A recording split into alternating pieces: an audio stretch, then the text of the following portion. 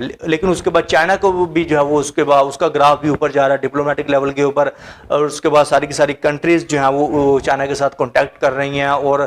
Defence cooperation کے لحاظ سے جو ہے وہ اپنے تعلقات کو بہتر کیا جا رہا ہے چائنا کے ساتھ۔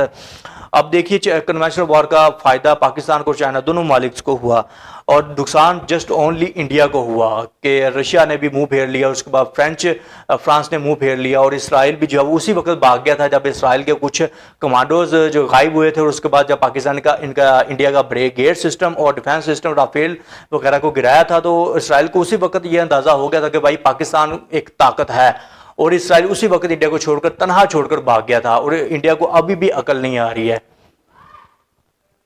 سی ایف آر کی رپورٹ کے مطابق بھارت کی خطے میں اجارہ داری ختم ہو چکی ہے، اور جنوبی ایشیائی ممالک نئی قیادت اور شراکت داریوں کی طرف مائل ہو رہے ہیں۔ چین کی حکمت عملی، سرمایہ کاری اور علاقائی اتحادوں نے مودی حکومت کی سفارتی تنہائی کو مزید گہرا کر دیا ہے۔ آنے والے دنوں میں یہ چیزیں اور طول پکڑیں گی کہ انڈیا اب اور بیکورڈ لیول کے اوپر چلا جائے گا، انڈیا کا گراف اور نیچے گرے گا، اور انڈیا ویسے بھی بہت نیچے گر چکا ہے۔